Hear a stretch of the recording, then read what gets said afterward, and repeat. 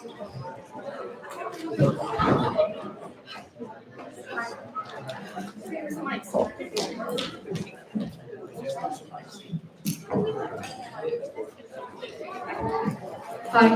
we're gonna get started here. So if everyone could just take a seat, that would be completely awesome. Wait, sorry. Let me catch your breath, sorry. I just ran to the front of the gate because someone was here. Okay, we're gonna get started. Thank you all for being here. Welcome to Politics Society's Leadership Symposium. We've got an exciting evening ahead of us with 6 brilliant panelists. Students, teachers, and community members, this is your chance to ask tough questions and get real answers. This event is all about understanding, questioning, and shaping our future. Get ready for an engaging afternoon at the Leadership Symposium. Let's kick things off. My name is Nia Wu, and I am a co-president of Politics Society. And I'm Chloe Schaefer, and I'm the other co-president of Politics Society. Now, what you guys are really here for, our panelists. So without further ado, let's bring them out. All right, our first panelist has been an unstoppable figure in California legislation, bringing about change in mental health resources, education, employment, and much, much more. So everybody, let's please give a great welcome to State Senator Josh Newman.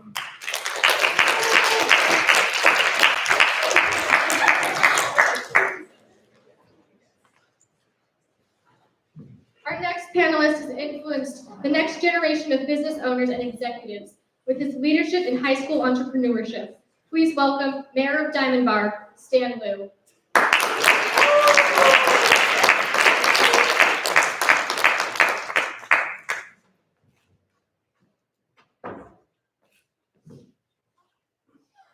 Next, we have someone who really knows the ins and outs of Warner Valley Unified School District with his numerous positions in the education sphere. Please give a hand for Dr. Matt Whitmer.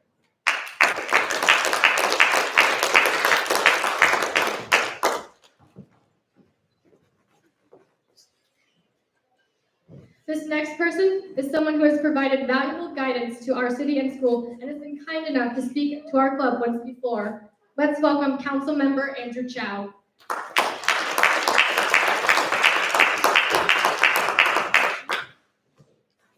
Many of you probably know our next panelist from her previous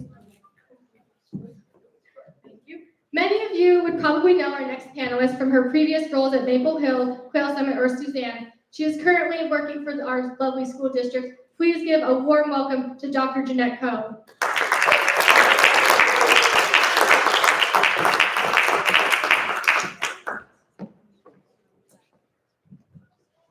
Last, but certainly not least, this panelist is a key member of our Diamond Bar High School community, and this event would not be what it is without him. Everyone, please welcome Mr. Hong.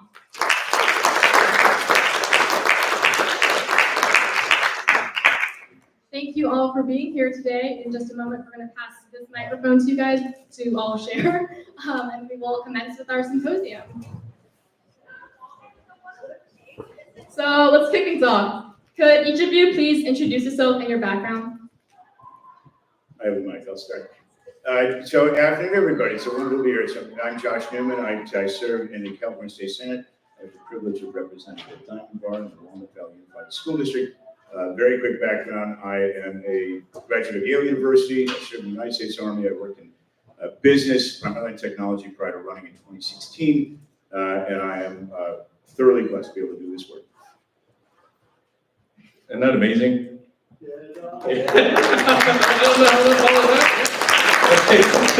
So, good afternoon, Brahma families. How are you doing? Great. All right. So, my name is Stan Liu, and I have the honor and privilege of serving as mayor of Diamond Bar, following the footsteps of our previous mayor. And I have 2 kids. One is actually a Brahma, and then another one, the second one will be a Brahma next year. When I'm serving on the council, I am an entrepreneur. I believe in entrepreneurship for good, what we can do, produce services, goods that serve a society, both environmentally and socially. My previous business was in eco-friendly baby furniture. In doing eco-friendly baby furniture, at the same time, we actually donated money to plant 100,000 trees around the U.S. My current business, and I'm an entrepreneur, we are looking to, our mission is to create 1 million positive in-person connections for youth within the next 3 years to through positive, interactive, and inclusive play and learning. And I am very honored to be here. Thank you so much. Good afternoon, everybody. My name is Matt Whitmer, and I'm Deputy Superintendent for the school district. I work with everything related to teaching and learning.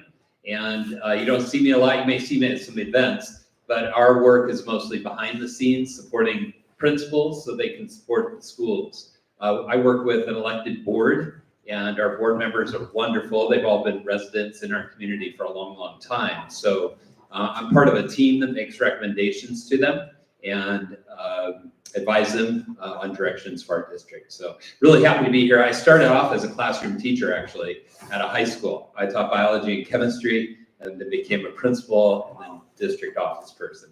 So very happy to be here with you. I love Diamond Bar High School. Well, good afternoon. Thanks again for having all of us here. My name is Andrew Chow. I currently serve as a council member. The last time I spoke to some of you, I was serving as mayor. Last year, we have our current mayor, Stan Lu, here with us. We serve on a 5-member council, city council for the city of Diamond Bar. We're each elected by the people of Diamond Bar. So it is such an honor to be able to give back and come to events like this to share a little bit about our experience being leaders of this city. Prior to entering public office, I first ran for office back in 2018 and again in 2022. But prior to entering public office, I actually was a small business owner myself. So we can relate to a lot of things that maybe Stan was talking about earlier. But today we're going to talk about leadership and what that means to us and what it means potentially for you down the road. And my personal hope today is that we're able to inspire some of you, maybe all of you, to be either elected officials, either be a teacher, principal, school district administrator at some point. If we did that today, then I would think that we've done our job. So thanks again for having us. Good afternoon. My name is Jeanette Coe, and I worked for our school district for over 27 years. I started off teaching at Maple Hill, then went to Behar as Title I specialist, assistant principal at Suzanne Middle School, principal at Quill Summit, and now currently I'm at the district office working closely with Dr. Whitmer and our superintendent, Dr. Taylor, as the executive director of educational services.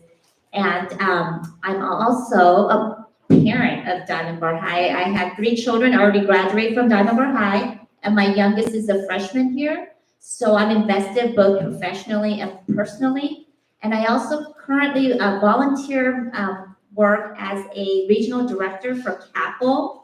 CAPL is the California Association of Asian Pacific Leaders in Education. And I will integrate that role and what that means working in Walnut Valley and also providing my time working with CAPL. So I'm really happy to be here.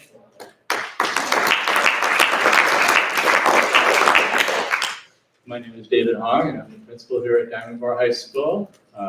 We work right across the quad there. And I've been here for about 30 years total, although this is my first year as principal. I started here as a chemistry and physics teacher, AP Physics, back in 1990. Was the first year that I taught here. In 2001, I became an instructional dean, and I was the instructional dean of the mathematics and science departments for about 15 years. Became the assistant principal, and then I left for about 4 years. I worked at the College Board as a director of the AP Environmental Science program for 4 years, and came back this year to serve as principal here at Diamond Bar High School. I love science education. I'm still very passionate about that. I continue to be an advocate for science education. I'll be presenting at the National Science Teacher Association Conference next month. And so I try to keep my foot in the teaching profession, and it keeps me grounded. And so that's just a little bit about me. Thank you all for introducing yourselves, and once again, thank you all for being here. We're going to start off with our first get to know you question. Could you guys share some of your personal experiences that you've gotten from your career, and what are some joys in your professional life? Mr. Hong, we can start with you and pass the mic back down. All right, I think I see how this is going to work. Professionally, I think to begin with, the way I ended, I love science education. I went to school, I got a degree in chemistry. I started out working as a chemist. I worked for the Metropolitan Water District as a chemist, and decided after a couple of years that that wasn't for me. And I went into education because I loved learning about science, and I thought that I could help others learn about science. And I went into teaching, and that has really been the joy of my life, teaching science to begin with. And then as a dean, I was able to advocate for students and for teachers in the science department and the mathematics department. And continuing to do that has really been a pleasure and a joy in my life. And getting to know students, being around students, I think keeps me young. And although I've been in education for a long time, every year it just seems to start fresh. It feels like the first year again. And I think that's really been what I've gotten out of my professional life.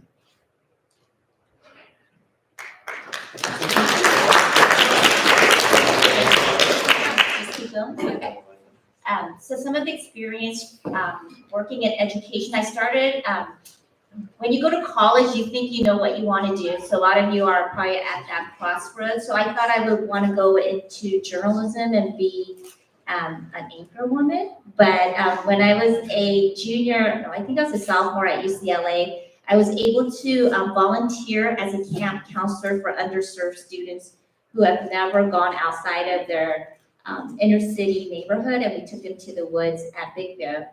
And that just changed my trajectory. I wanted to do something that I can serve others to aspire to their dreams, what they wish for. So working with children totally aligned with my core values. So whether I was a teacher or a principal or currently as executive director, that's what grounds my work.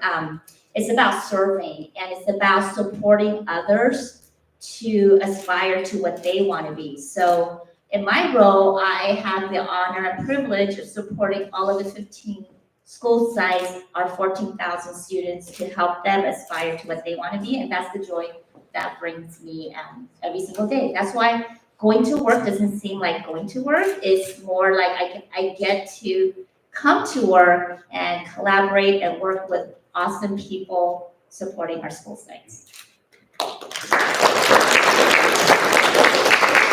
Thank you. That's a great question, and thank you for kind of teeing that up. I wish I knew what I wanted to do when I went to college.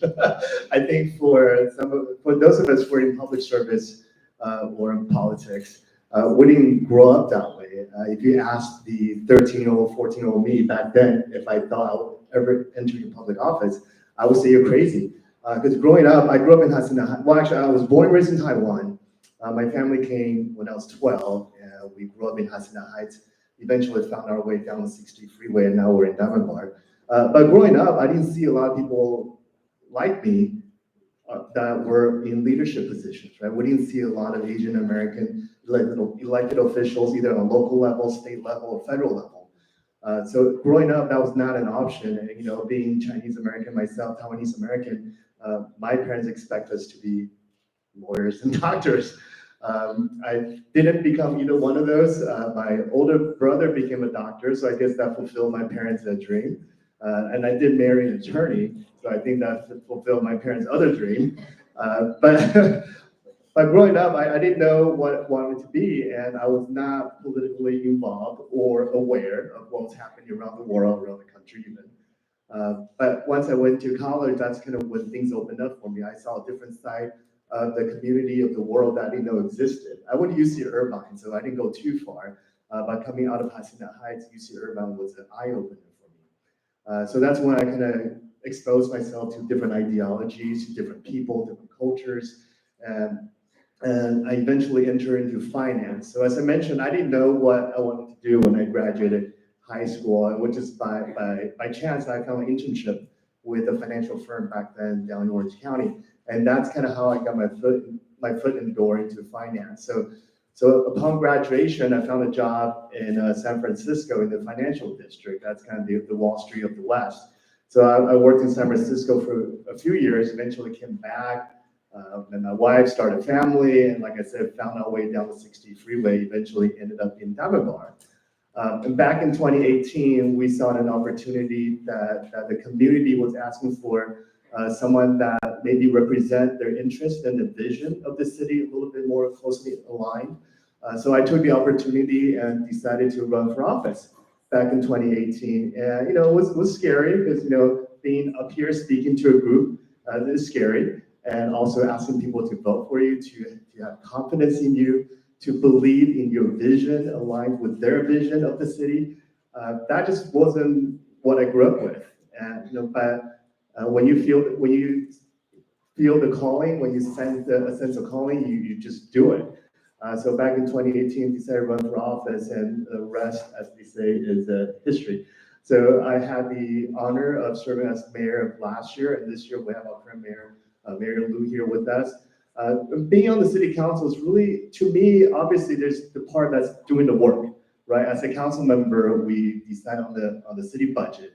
We decide on land use decision, where to put a park, where to put schools, and things like that. So there's the work part. But for me, being on the council also means a chance to inspire and to hopefully lead the community down a path that we think is more just, more equitable, and more inclusive for everybody. My ultimate goal is to making sure that all of you, when you grow up, you'll look back on your time at Diamond Bar and say, hey, that was a time where I felt welcome and I felt included, that I felt like my voice was heard. If we can do that, then I feel like we've done our job. And that's why Mayor Stan Lu and I spend so much time with our students, not just in high school. I'm going to Coal Summit next week to do a dramatic reading of some first grade book. But I love doing stuff like that because we want to be involved. We want to give back to the community that we have gotten so much out of. And that's really the joy that we get from serving on the city council. And yes, there are times where the five of us on the city council don't agree on certain things. And sometimes even the mayor and I don't agree on certain things. But that's work, right? That's why we're elected, is to make those tough decisions.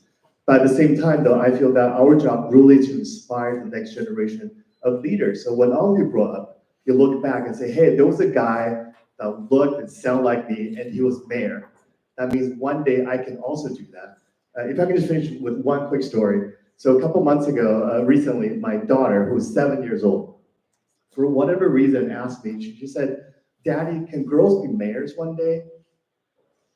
And, at the moment, I didn't know how to answer her because I personally feel like we try so hard to make sure that she doesn't feel limited in what she can be, right? There's no limitation to what a girl should be, or there's no prescribed job function for a girl. But somehow she asked me that 7 years old. And that really it served as a reminder for me that there's so much work to be done to really bring equality, bring equal access to education, to jobs, equal pay, all of that. And that's really what we're here to do, is to hopefully inspire all of you to do that type of work so that the community, the world, can be a better place when you grow up. And that's really where we found our joy. So thank you so much for the question.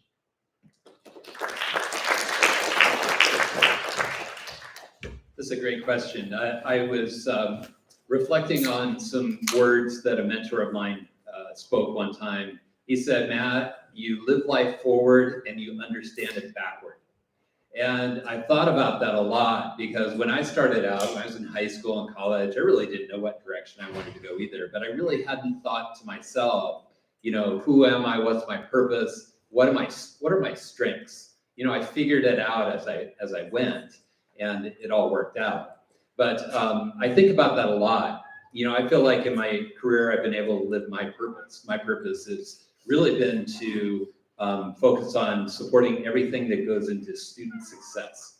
Seeing you guys at open house a couple weeks ago, where else can you go to see robotics, to see a high-end cake contest in the culinary arts division, to come in here and watch an amazing choir and talented performers? It was incredible. And it's representative of what I would hope all of education would be like. That's where I get my joy every day. We deal with some tough things behind the scenes, but we ultimately, what helps us all get through all those tough times is knowing our purpose, knowing that when we go to a school and we see your success, that we're doing what we're supposed to be doing. And that's really been a highlight of my entire career. So I'll keep it brief, and thank you. Thank you for the question. As I reflect on this question, I think back about this age and all the things that have been done. Certainly life was not a straight road for me. What I thought I would be at the age of 16, it did not happen. So, but everything that I involved, I learned that in whatever it is that we do with passion. We look at the different communities and different platforms that we serve, looking at it through the lens of a servant leader. We learn about servant leadership and the impact that we can make around for the people that are around us, the community around us. It is tremendous. So I will share a little story. So I came to the U.S. With my family, my brother, and my two parents at the age of 13. So when we landed in the U.S., we thought we hit paradise. And at that time, we landed in downtown LA. We live on San Pedro and 9th Street. So that was about 2 blocks away from Skid Row. We live in a compound. I said, wouldn't call it an apartment, with 8 other families. Each family lived in a room that about 200 square feet. And we share 1.5 bathroom and then 1 kitchen.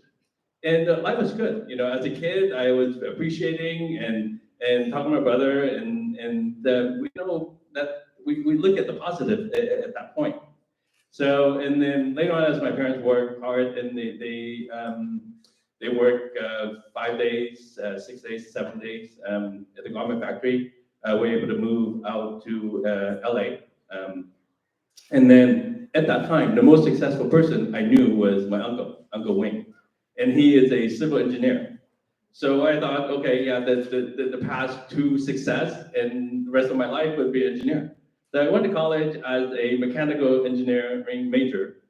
And then pretty quickly, I find that when I was sitting in physics class or doing labs, I would think about something else. And I thought about doing business, how we can do certain things better. So I started my first business as a college DJ with a couple of friends, and that was our first true business. And that wasn't even we talked about the idea, and then one day my friend Tom Lee came out, hey, I got you a gig. I'm like, what do you mean you got me a gig? We just talked about it. I have nothing, but he got the gig, so I went to do it, and that is the power of friends. Sometimes friends will push you, and then we'll just give up and go for it, and that would be make something very beautiful. And so when I came out of college, I was an environmental engineer, and then I still wanted to do business, and I founded a business, a baby furniture business. So at that time, the reason I went into baby furniture is because around that time, baby furniture was we had a ton of recalls because the baby furniture companies, factories were shortcutting, and some of the the babies were getting strangled because of the crib. The crib is supposed to be the safest place for a baby to live in and sleep in for the first year, but that didn't happen. So we came the idea of maybe we can make a difference. We can make a safe crib. And then when I went one step further, hey, maybe something else we can do. So we committed to this program called every crib a parent buys, we donate 10 trees. So the idea is we make convertible crib. The crib can be used up until 18. The time that a baby buys a crib, a slip crib, and by the time they turn 18, the tree should be large enough to be chopped down and to produce another crib. So that's something that we thought of, but it got materials and went on. So as I grow a little older, and I look back all the people that supported me when I came to the U.S. without speaking a word of English, and in particular, Mr. Samaron and my fifth grade teacher, and how the passion that I saw that made me want to learn English and be better. So I joined a lot of nonprofit organizations. One is, in particular, was at the U.S. Science Centers in Hacienda Heights. So that U.S. Center, it is making STEM science, STEM education available for kids that could not afford it, which is similar to what I would have been in my earlier age. And I also serve on the Walnut Valley Educational Foundation. Then that is to generate, we help the schools and the students that find resources that otherwise would not have, such as the grants that we give the science department last year to purchase equipment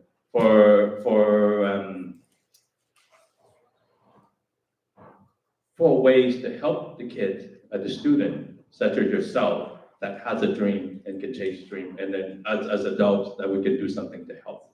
And fast forward in 2020, we look at the challenges that the families were facing and the business were facing due to the unprecedented pandemic. I was fortunate enough at that time to be part of the entrepreneurs organization and serve on the board.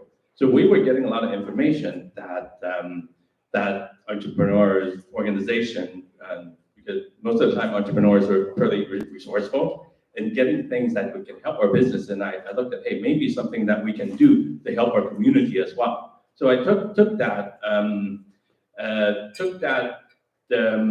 knowledge and to help the community. And that's when I met Council Member Andrew Chow. I still remember the day that the one thing that Council Member Andrew Chow that said to me was, if you don't like it, if you want to make a difference, do something about it. So I went and took his courage and advice. Thank you for encouraging me. And then I had the pleasure of meeting Senator Josh Newman. At that time, I was really, really starstruck. You know, at the time, and going in there because somebody as a senator serving the state, you know, so you wouldn't think they would have the time for you. But I talked to him, and then he took the time to talk to me and talk to Caitlin and talk to Megan, and then the time that you interact with you, and that is a true inspiration, and that everything in life, and I would say to what I learned is do something that we're passionate about, and if you don't like something you see, do something about it, and appreciate the people around us that help us guide along the way, and then it'll be amazed the positive impact of it. Thank you so much. So it's hard to follow. So I've known Stan for a couple of years. I learned more about Stan right now than I do, and it's fascinating. I don't know if you saw, we don't talk about it. I lived in LA about half a mile from where you lived. I don't know if the same thing, at 7th and Mateo. So it's not more than 3/4 of a mile from your address. So well put, you know, by my colleagues here. You know, for me, what gives me joy? Public service, as far as I'm concerned, is the most noble thing one can do. And for me, immensely gratifying. I am so awestruck some days myself to think, to Andrew's point, if you'd asked me when I was 20, I grew up in New York State, far away, upstate New York, where will you be when you're an old guy? I never would have thought I'd be a Californian. I have a daughter, I always like to ask, where are you from? She's like, California. I think it's so funny. But that I am a member of the California State Senate. There are 40 state senators and 40 million people. That is an immense privilege to be a part of the conversations that determine the priorities, the allocations, the future of our great state. I am in that capacity. I am fortunate to serve right now as the chair of the Senate Committee on Education. And so I have a role to play in shaping education, finding the resources, and finding the priorities for it. And it is fascinating, but also it is very gratifying. And Walnut Valley is kind of central to some of the work that I am doing right now. So if anybody here a part of the District Choice Program, so anybody here so thank you, sir. I am now in the middle of my third iteration of extending and expanding the District of Choice program, largely based on how impressed I've been with the quality of education and the young people that I've met at Walnut Valley. That to me is really satisfying work. And I think as everybody here has said, do things that you are passionate about. I will also add, as you do them, make time to do things for your community. Make times to do things for others. That will be equally gratifying as all of the other things that you will do. And I'm sure we'll discuss other ways to do that as we move forward. Thanks. Thank you all.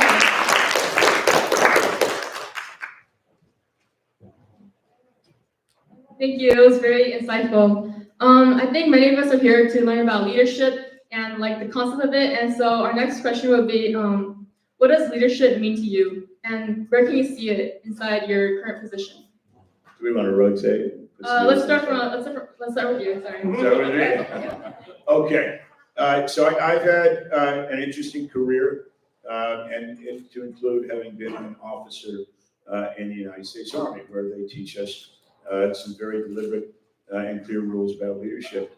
And a couple of things you learn. One is, do things the right way for the right reasons. The other is, when giving orders, when you give instructions, do that in your name, and with the full backing of your own values.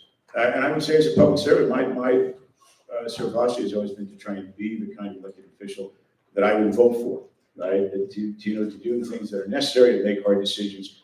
And there are worse things than losing an election. One of those things is underserve the people who sent you to do that work. The other is sort of undermining your own integrity, your own principles. And that to me is the essence of leadership.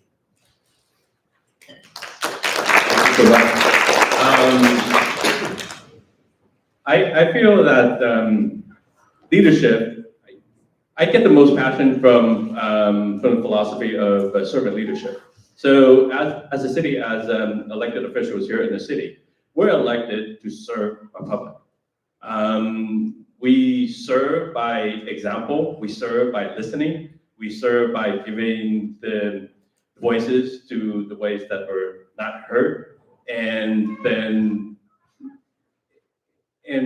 we listen in the diversity, and having that diversity is always good. In terms of the business, as a business owner, the people that we serve are actually everyone.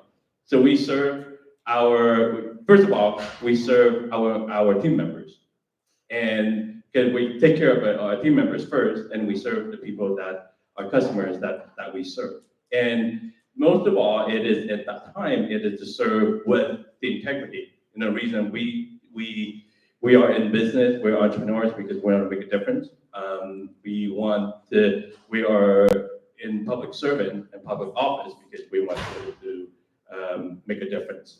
And even in the nonprofit organizations that we serve, we are serving because we're making a difference. So all these different entities we're serving different, I would say, different communities, different constituents, but the idea is still to serve everyone that is there in hopes that through the things that we do, that we can create a better life and make a better life for the people, the communities that are around us. So thank you for the question. I wrote a dissertation on transformational leadership, and that was a while back. And that's a great leadership style, but I would echo Mr. Liu on servant leadership. As I've moved along in my career and look back at what we really, how to empower other people.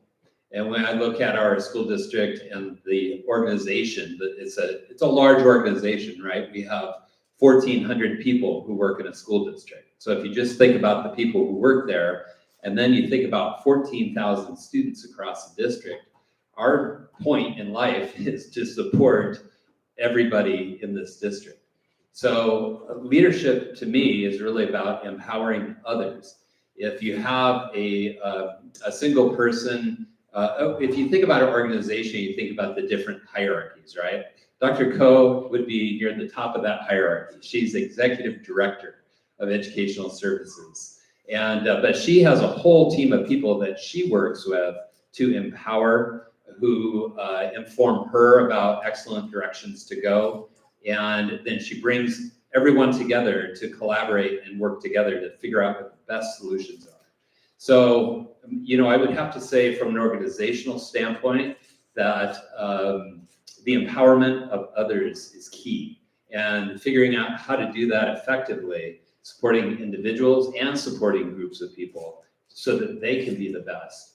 That's the way to go as a leader. We have a saying this year in our district among our leadership team: unleash the greatness in others. And that's why we're here. That's what education is all about.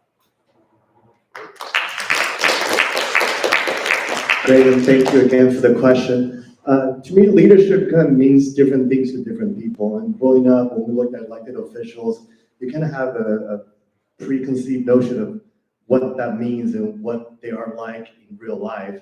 But I can tell you now that we're elected officials ourselves, it's very different than what they portray on TV, right? So there are good people in politics. First of all, you know, not everyone's out to gain for themselves, but there are good people in politics. When it comes to leadership, I truly believe that a true leader, their roles make those around them better, right? It's not for you to show that you're the best at certain things. It's how to elevate your team members, how to elevate those around you so that everyone's better. So collectively, you can deliver a better result for whatever the community is that you're serving. So for example, there are 5 of us on the city council, and oftentimes we don't agree on everything, right? And that's exactly why there are 5 of us. We each represent a different community. We each represent a different district. But at the end of the day, our job is to represent the greatest good for the community. So it is contingent, it's up to all of us to go out and listen to our constituents and see exactly what it is that they care about, what they're concerned with, and how we can realize their vision so that, you know, in all the decisions that we make as council members. And also as a leader, a lot of times the decisions we make on the city council are not easy. I would say that more often than not, the decisions we make are controversial, somewhat controversial.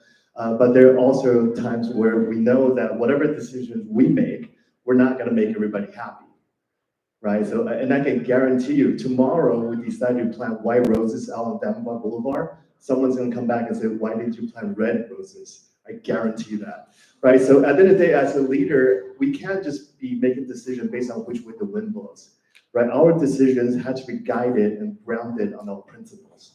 And that is why when you elect people, their principle, who they are as a person, their characters are so important. That's why you need like honest people who do the work and they're not out for themselves, they're out for the greater good. And I will also want to add that, you know, as leaders, a lot of times when we make difficult decisions, we have to be guided by what is fair, what is just, and what is equitable. You know, I think no matter what type of decision we make, if we're guided by those principles, we will ultimately make the right decision. And notice what I didn't say when we make decisions. We don't make decisions based on what's convenient. what is popular or even what is easy, right? So a lot of decisions we make are not easy decisions. A lot of decisions we make may not be popular, but they're the right thing to do in our heart. They're the right thing to do for the long term for our community. So I think when it comes down to leadership, it's really about making those around you better, but also as a leader to take the responsibility to make decisions when it's not easy. Everybody can make decisions when it's easy, right? Everybody can make the right call when it's convenient, but it's when times are tough, when the issues come up that is not easy, that's when you see the true character of a leader. So I think that's what leadership is all about for me. Thank you. So I think when I'm thinking about leadership, the more and more I think about it and reflect, and all the panelists before me that shared, it's really about not the title or the position you hold or your positionality, but just the opportunity to serve others. So a lot of people think that I can't, like you might think yourself, I can't lead right now because I don't have that title or that position. But in whatever role that you're in, you can lead. You can lead your peers, you can even lead your boss, you can lead the ones who are supporting your work. So it goes in all directions. And I heard her speak, I think she's the president of AP, right? Dr. Tang? Provost. She's the provost at the Azusa Pacific University. She comes out and speaks to our staff members once a year, and what she shared just sticks with me all the time, that leadership is how to be, and it's more important about who you're following than what you do. So it's thinking about your core values. Does it align with the organizational values? And fortunately, in Walnut Valley, our 5 elected board members, their values are in line with the motto, kids first, every student, every day. The decisions they make is based on what's in the best interest of the students. And then there's 5 of us, myself, Dr. Whitmer, with the superintendent, Dr. Taylor, assistant sup of HR, Dr. Perez, and assistant sup of business service, Dr. Torres. There's 5 of us that serve as executive cabinet. And when we come together, it's not about the titles we hold or our position, but when we are talking about all issues and making decisions that's in line with the Walnut Valley's values, we think about what's in the best interest of students and how do we better serve our student community. So we have the right people in the room because their heart is really about empowering our future leaders, all of you in the audience. And every year our superintendent has a book for us to read through. And this year we're reading Trust and Inspire by Stephen Covey. So in leadership role, it's not about command and control. That was back in the day when things were like factory driven, but it's truly thinking about the future you will be holding. I think the researchers said all of you going into careers, you're going to change your careers 8 to 10 times. Not your jobs, but you might be an engineer and then you change into a financial analyst. So you're changing your career 8 to 10 times. So what are the skills that you need for that? So as leaders, we really need to trust and inspire others to what they aspire to be and give them the skill set, but also the people skills, and really having that understanding that we're in the people business in whatever industry that you choose to serve in. So I'm fortunate to work along with Dr. Whitmer in Walnut Valley, and Mr. Hong, Danambar High, leading Danambar is like a little city because there's over 2,500 students. And we're very grateful to come to work every day because our role in our leadership role is truly about inspiring all of you to go for your dreams.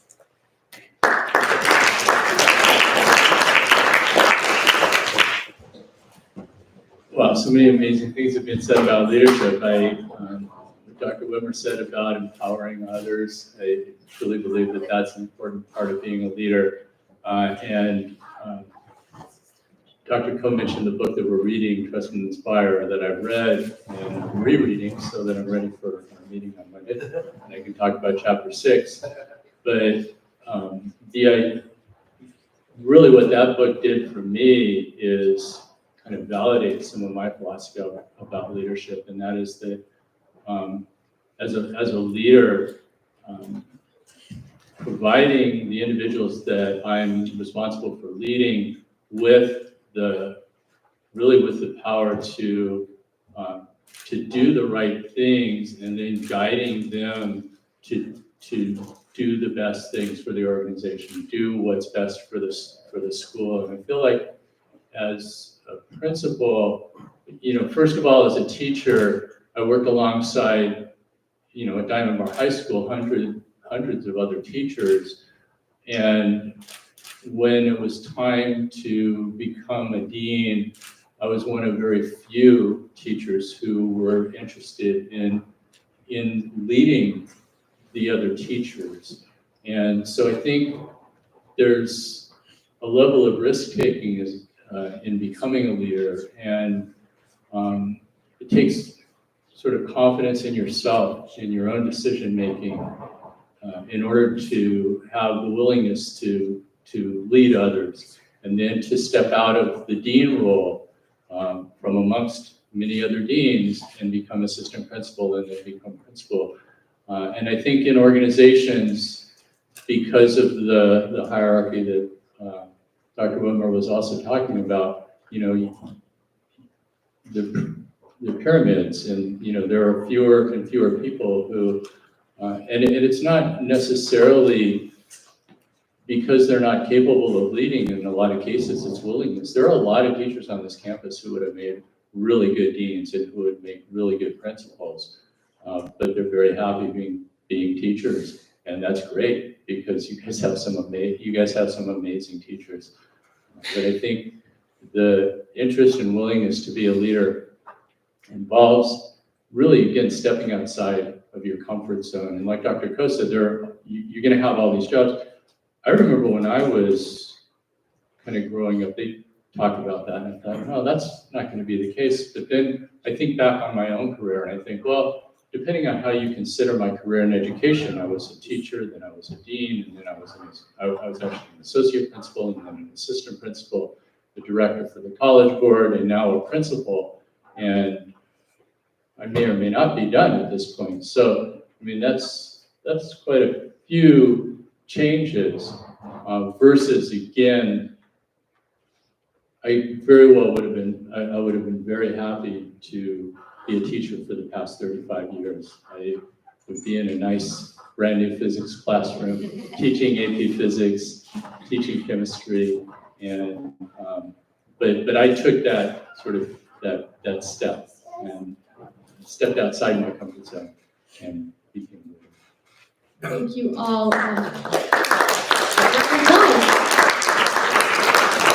So we are about 45 minutes halfway into our symposium, so we're gonna move things along, so that way we have time for some fun rapid fires coming up. Hope you guys are ready for those, and some audience questions, which I know you guys are looking forward to.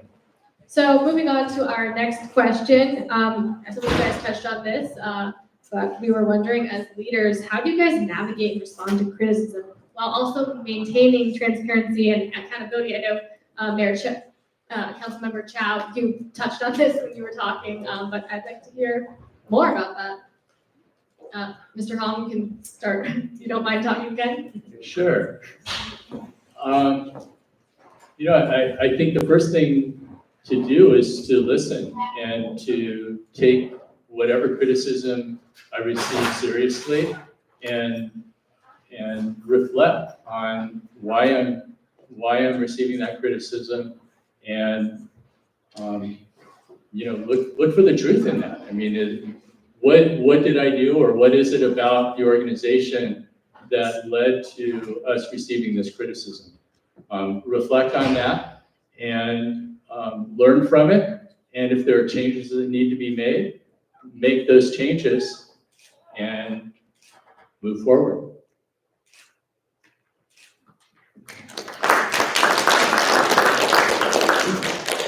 So criticism comes with whatever role you're going to take. So even in a great district like Walnut Valley Unified School District, we do get criticism, whether it's from the community or even from colleagues or anybody that we might run into, and it was really heightened during the pandemic.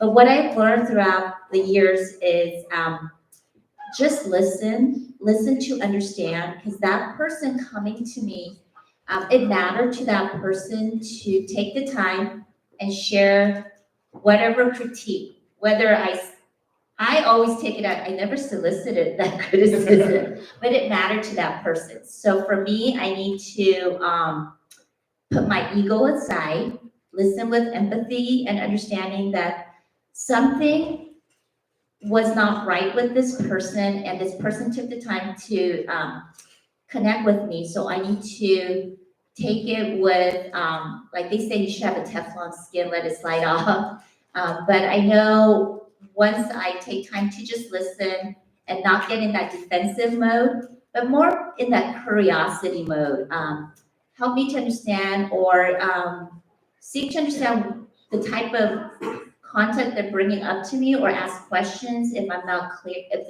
there's something that needs more clarity. And then what I've learned over the years, with every criticism, there are ounces of truth.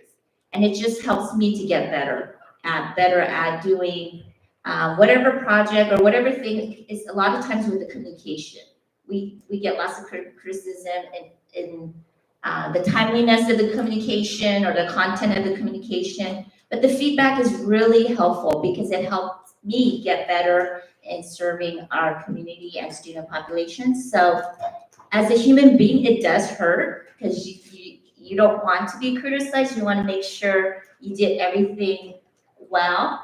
But I always tell myself, just pause and just listen, and not be slow to respond. And if I am going to respond in the mode of asking questions out of that curiosity, just to listen, and listen with empathy. Wow, that's why you're a doctor. Well, I think with criticism, it's just human nature. When someone criticizes you about something, your first gut reaction usually is to get defensive. You want to tell them why they're wrong, why their assessment of you or the situation is wrong, and how you're right and they're wrong. So that's kind of the gut reaction for most of us. And over time, you do learn to put that gut feeling aside. And as Dr. Ko has said, really from a curiosity standpoint, you see, well, I wonder why they're making this comment. They obviously took the time and obviously thought about it and bothered them enough to come talk to us. All of you, when you go through your daily lives, that criticism may come from your teachers, your friends, your parents, your siblings, your neighbors. The criticism comes from all forms and all sides. And I think the most important thing that you'll learn as you mature into your own person and being comfortable in your own skin is that as long as you can go to sleep at night, look in the mirror, look at yourself, knowing that you made the right decision that day, I think with criticisms, you take it at face value. Say, when that person coming to me with certain criticism, it's a reflection of how they feel. It's a reflection of their thought process. It may or may not be true to my thought process, right? We try to teach our children that when people come to you with things like that, you got to learn to separate two things. There are facts and there are opinions. Facts are facts. Facts don't change, but everyone has an opinion. And that opinion can come off as a criticism, but at the end of the day, everyone just has an opinion, right? And recently on the city council, we made a pretty tough decision about one of our longstanding contracts. And when I went home that day, I thought about it. There are people that criticized the way that I voted. And when I went home, I thought about it. But you know what? I thought about it long and hard. I said, their criticisms coming from a place where they're comfortable doing things the same way for the past 20 years. But I'm coming from this perspective, and I went to bed that night knowing that I think in my heart of hearts that I made the right decision for the city based on what I believe is the best thing to do. So I think at the end of the day, you have to be comfortable with who you are as a person. You have to know yourself and know that your moral compass is on straight, so that the decisions you make may not agree with everybody, but at the end of the day, as long as your character is straight, as your moral compass is straight, I think you can go to bed feeling comfortable that the decisions and the actions that you took that day are legitimate. But it's not to say that you dismiss all the criticisms. As you grow up, as you mature, you will come across some very constructive criticism from your teachers. And generally speaking, you should take those to heart. You should understand where they're coming from and really try to understand and make improvements. But once, I'll say that when you become eventually comfortable who you are in your own skin, you understand your moral character, you know where you stand on certain issues. The criticism, you kind of just let it roll off you. You have to grow Teflon skin. In the work that we do, we deal with 55,000 people. And there's no way they'll agree on everything, right?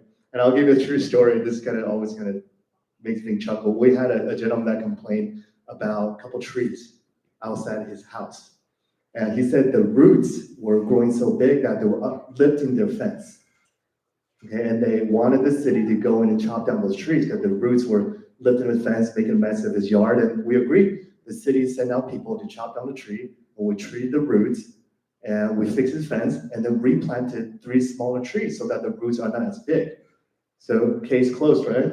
Everyone's happy? Oh no. Called me back, said the trees that we replaced with were too small. Now he doesn't get shade. Right? So that's, I bring that up, not to make fun of him, but to tell you that that's a criticism where I have to take that at face value and really recognize what's behind that criticism, right? It's someone who may not be very completely reasonable, but we've done our part, we've done our job to fix a problem that he had. So that's an example of a criticism that you take it at face value, you can understand, you sympathize, but you eventually move on. Don't let that bother you too much. So that's my story. Thank you.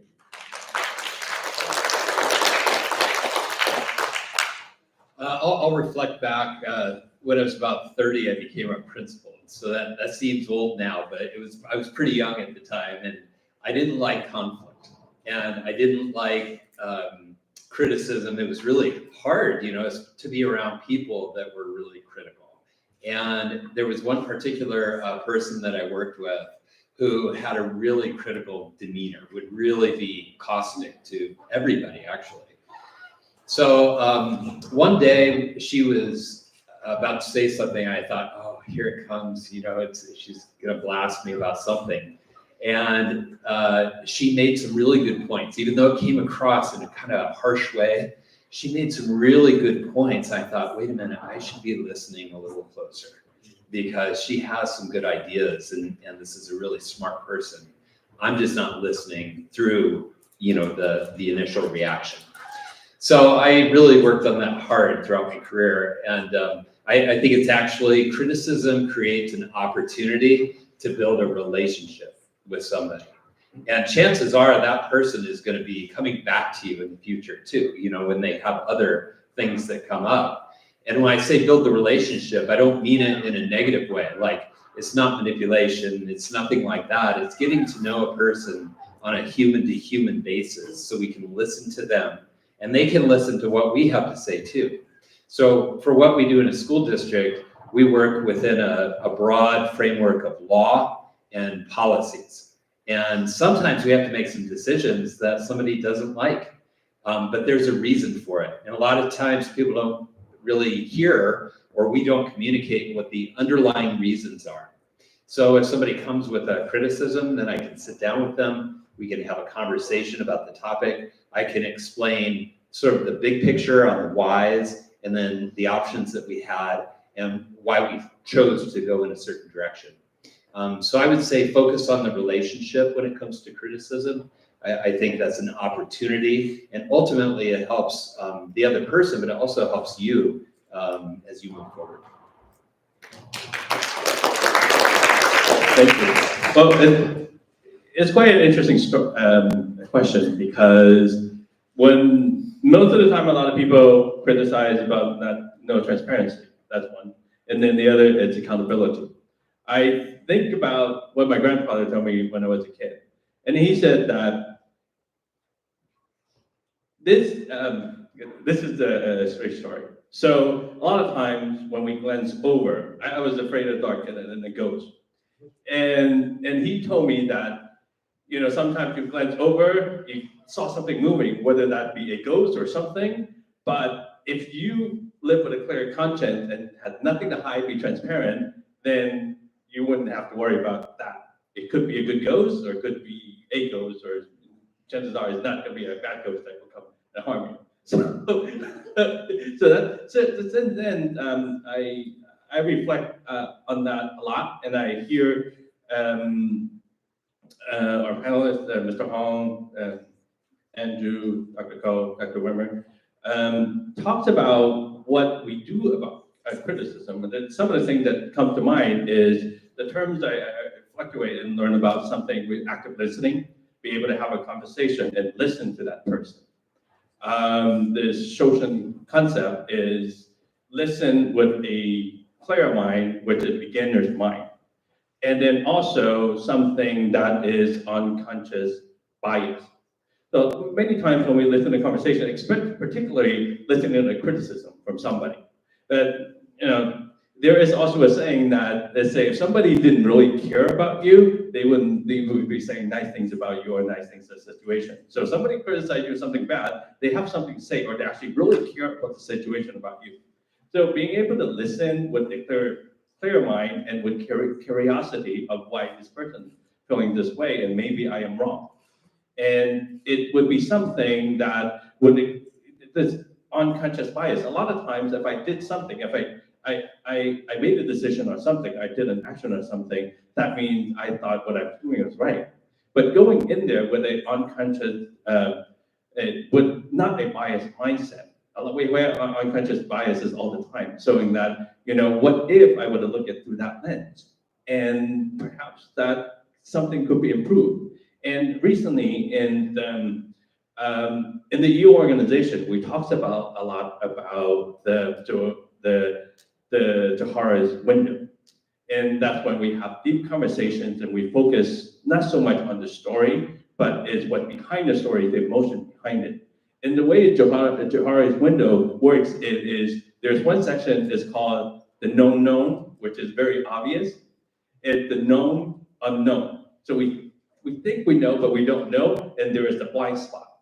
And the biggest opportunity for growth and to have a situation that is best, what we call the unknown unknown. So talking to somebody with a curious mind, a unbiased mind, and talks about the situation, that's when we find out about the unknown unknown. And when we talk about Stephen Covey, one of my favorite books is the 7 Habits of Highly Effective People. And he talks about situations where we could have win-win situations. So many times when we get in a situation, particularly in competition, is I win, you lose, or you win, I lose, or we both lose. But why not have a situation we think that are could be win-win situations? So when somebody comes with a criticism, we'll listen to mindset and look for that opportunity to make things better and make things better for everyone. So, thank you. So all very wise comments from my co-panelists.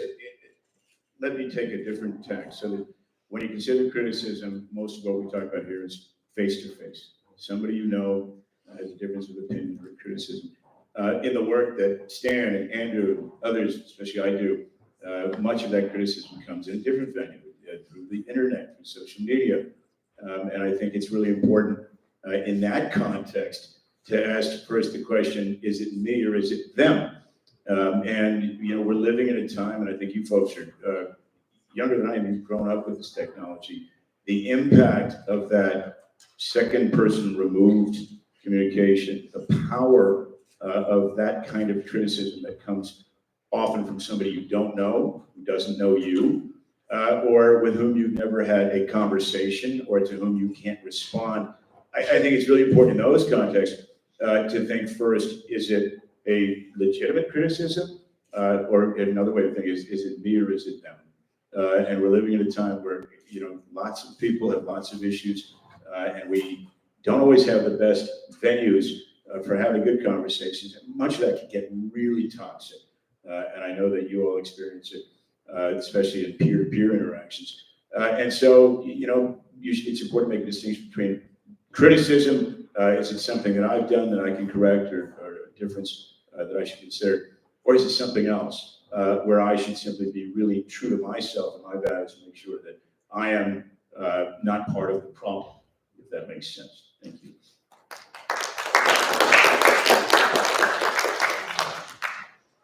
Seeing how we're at Dunbar High School with a room full of ambitious and brilliant students, what are some steps that young people can take to be where you are right now and take action? And how can we get involved in politics or just in the community in general? So for me, I want to commend everybody here for being here 5 p.m. on a Friday, especially those who are here because you want to be, not just because you're waiting for your ride. So, how to get involved. There's lots of ways to get involved. But I would say first order of business is to be informed, right? And so how many of you read the newspaper or a digital version of the newspaper? The what he says. There's a story. It unfolds every day. You can follow it. It's fascinating. It's in the news. Read the news. Listen to the news. Listen to public radio. Watch public TV. Don't get all your news from social media.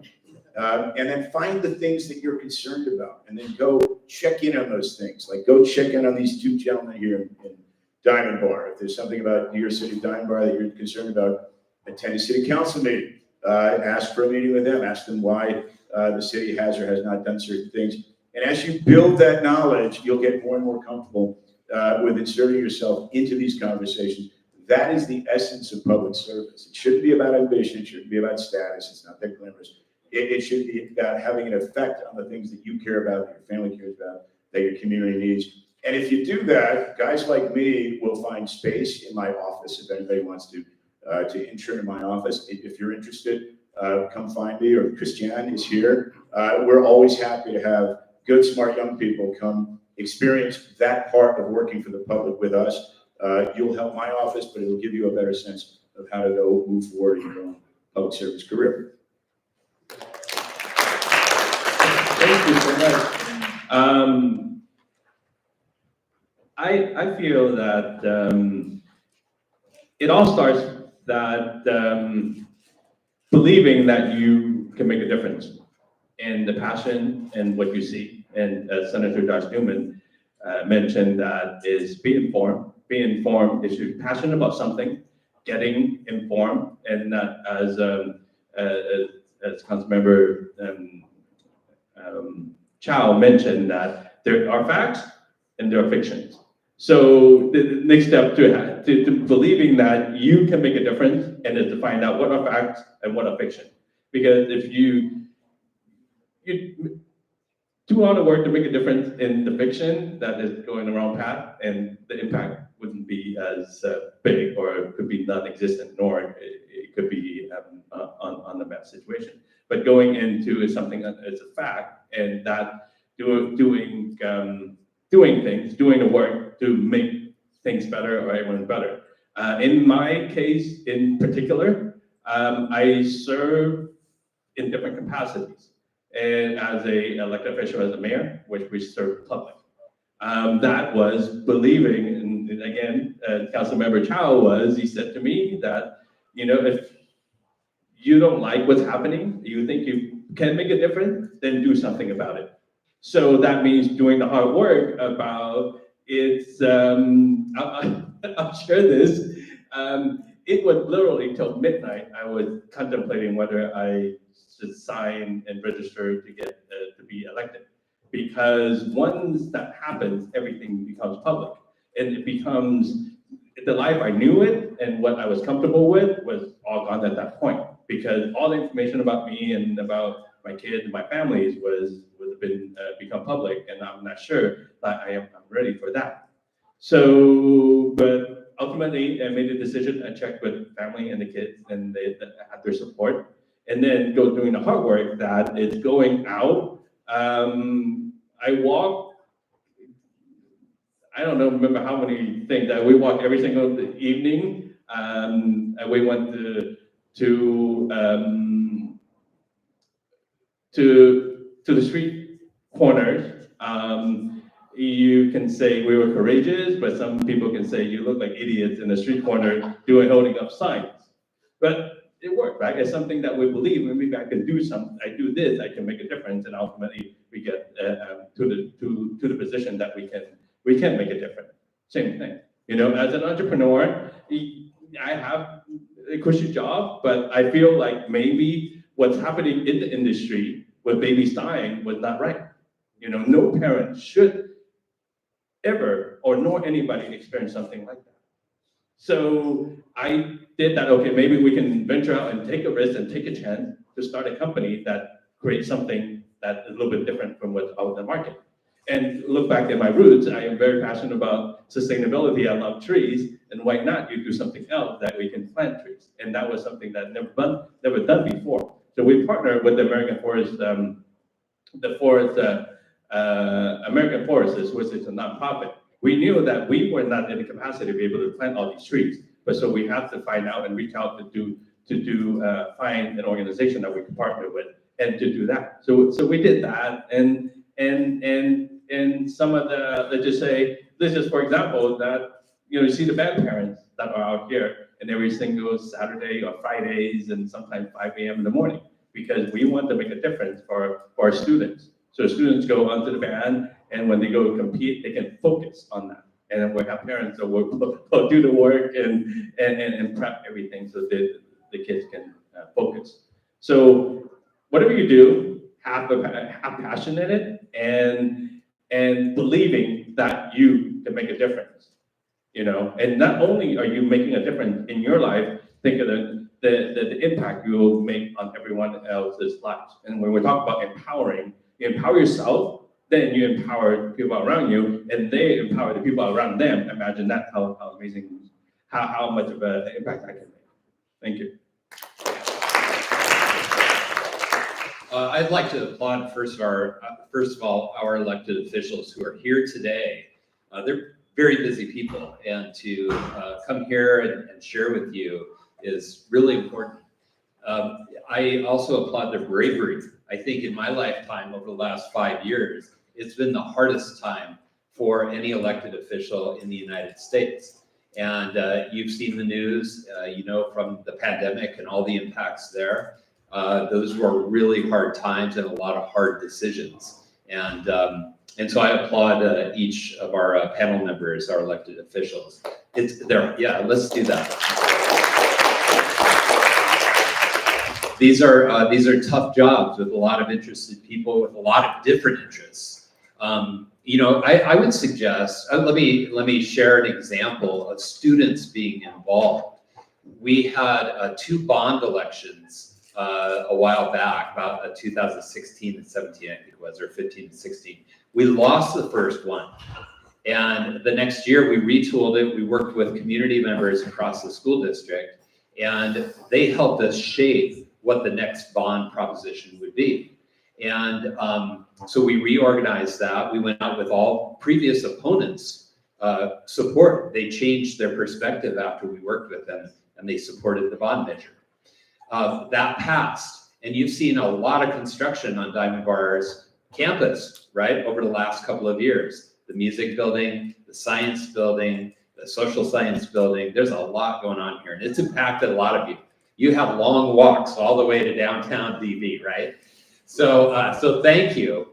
But you should know that the people who helped pass the bond proposition, $153 million, were students. Every weekend, we would go out with carloads of students and go from door to door, knock on doors, and tell people about the bond. And guess who was, like Mr. Luth commented about standing on the corner? We had students and teachers and all kinds of folks supporting the bond and standing out on street corners as well.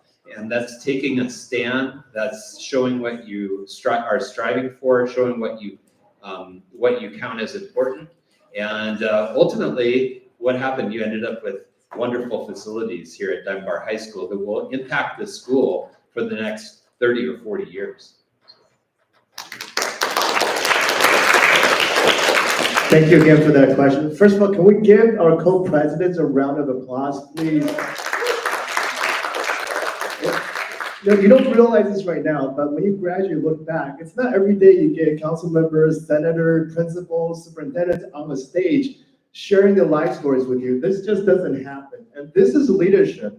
So to me, leadership is really believing what you do makes a difference, right? They believe that putting on this event helps all of you. It puts us in front of you to share our stories because they believe what they're doing makes a difference. And back to what the mayor said, yeah, in public service especially, you truly have to believe what you do makes an impact. Because it's oftentimes it is a thankless job, and we hear criticisms a lot more than praises. And when we travel around in our capacity as elected officials, we meet a lot of other elected officials up and down the state, sometimes around the country. And there's one thing that stands out to me every time I talk to these people is that they truly believe in what they're doing. The most effective public officials truly believe in the work that they do.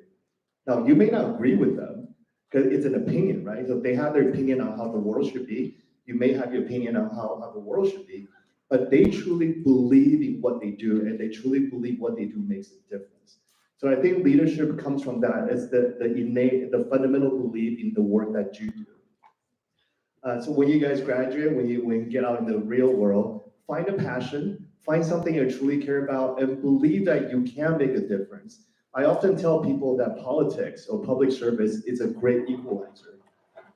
None of us majored in public service in college, right? There's no major in college that teach you how to be an elected official.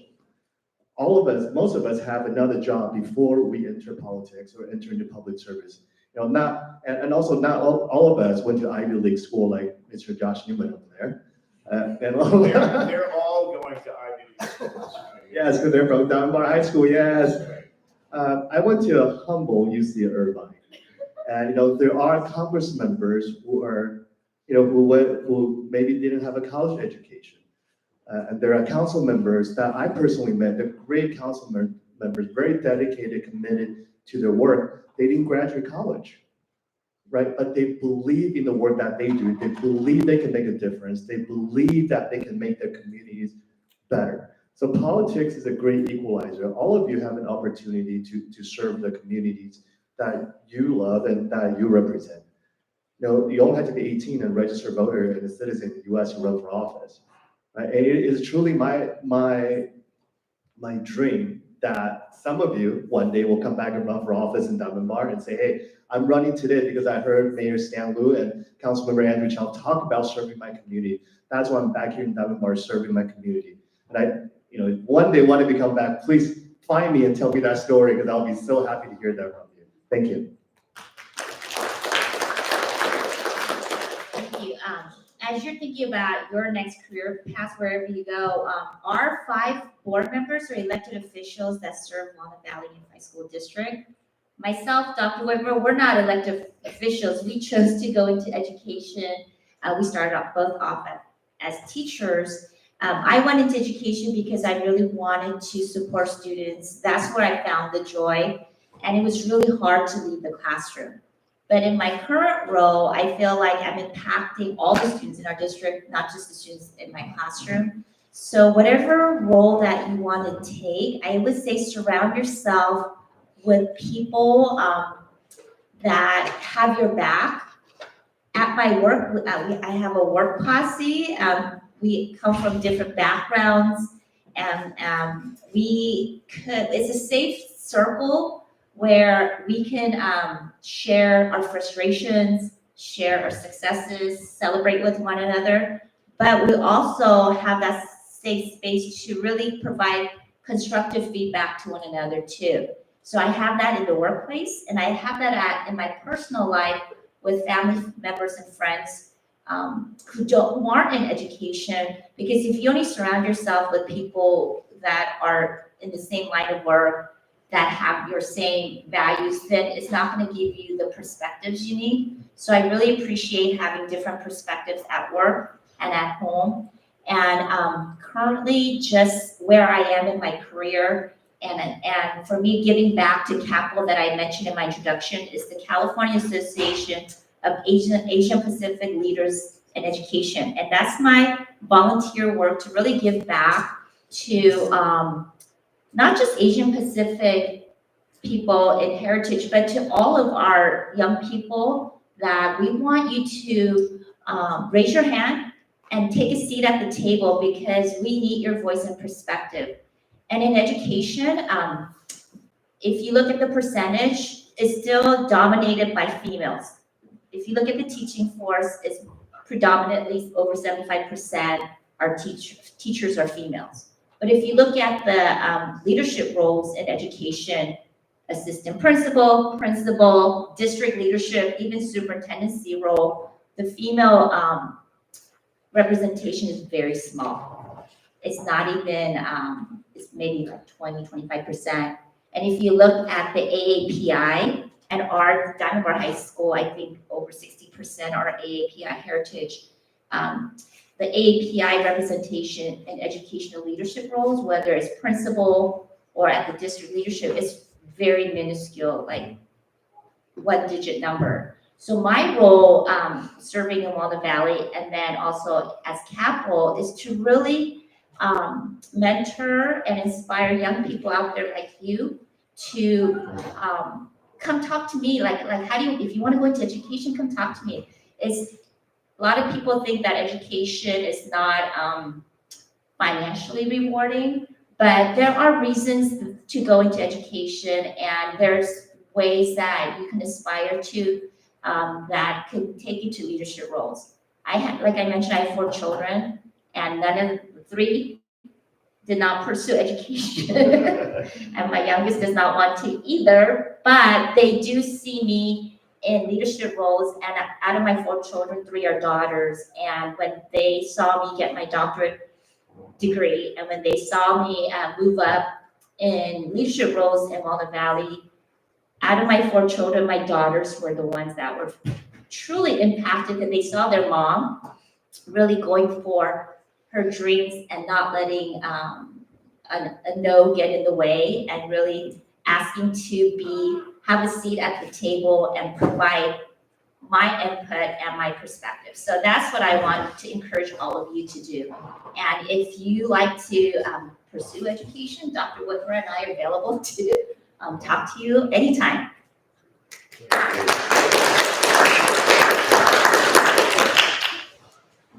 I'm also available.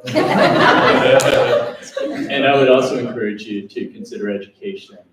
I think, when you go to college, and many of you have already taken economics, when you learn about cost benefit analyses or risk benefit analysis. I think if you really sit down and consider education as a career, I think it'll come out pretty good if you really weigh everything about life, quality of life, and the work that you do as an educator. I think it is not uncommon for people to just sort of dismiss education out of hand as, teachers are, can't teach, and all of the nonsense that people spout about teaching. So I really would encourage you to consider education, but I know a lot of you are here because you're interested in politics, and I think our panelists have given you some great advice. I know Dr. Whitmer talked about the bond. I'm pretty sure some of you probably were involved in that. Were any of you out there with us for the bond? No? None of you? No, I was in Dr. Taylor's office, and he has that picture. And I'm pretty sure I saw some of our current kids when they were in middle school out there or down at the Holiday Inn Express. And I also just wanted to say, Senator Newman, thank you for District of Choice, because when, although nobody raised their hand when I just asked that question, I did see who raised their hand when you asked who's on District of Choice here. And we have some amazing students here because of District of Choice. So thank you for continuing to encourage that. And so that's all I have to say. Just consider education. Consider being. Well, thank you all for your amazing answers to our fantastic questions. We're now going to move into our rapid fire question session. So rules of rapid fire is basically 10 words or less, give an answer, pass the mic. It is truly rapid fire. All right, Mr. Hong, I'm going to start with you. I won't lie, I've been waiting all day to ask you this question. What is your favorite Taylor Swift song? And if you don't like Taylor Swift, you can tell us your favorite song and musical artist. That goes for all of you, but if you have a favorite Taylor Swift song, I'd like to know.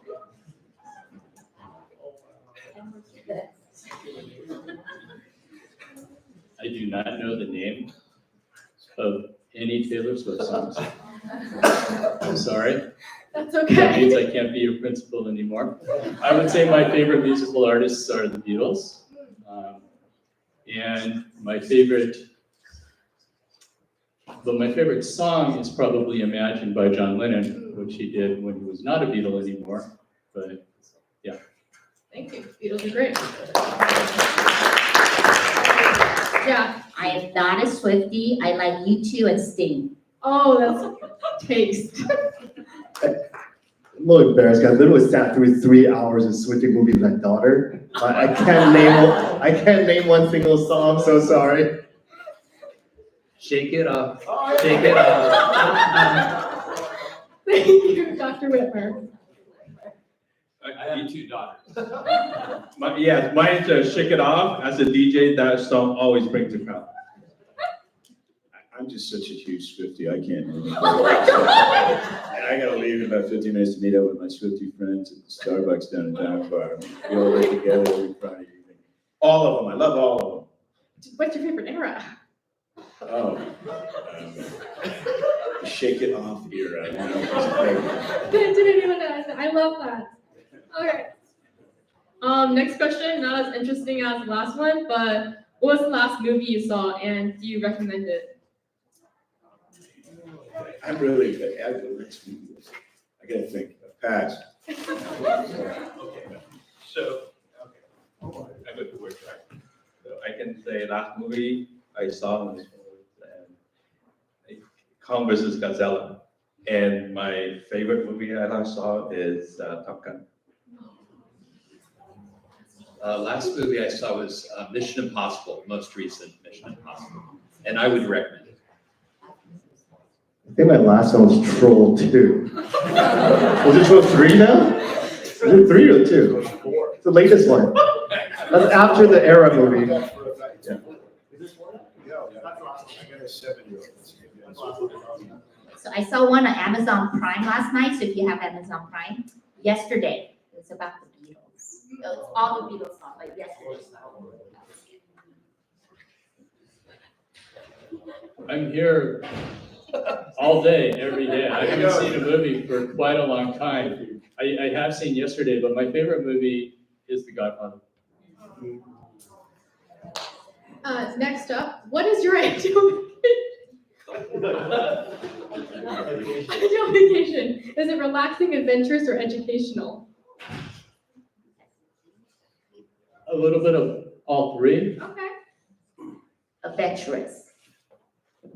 I like to sit on the beach somewhere with lots of sun and drinks. It was mostly relaxing, a little bit adventure, and a little bit of reading. I like to do nothing and wake up at 12 o'clock and not feel guilty. I went on a cruise over Christmas with my 7-year-old daughter, and she has never been more fun in her entire life. My last question before we open up the Q&A session, but if you could sum up your life in one word, what would that word be? Interesting. I've had an interesting life.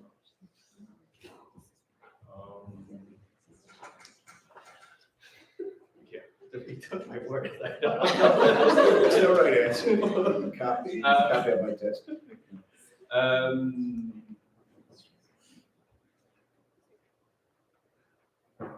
Say long. Okay. It's been interesting, but I wouldn't trade it any other way. Bless. You guys are stealing each other's words, I guess.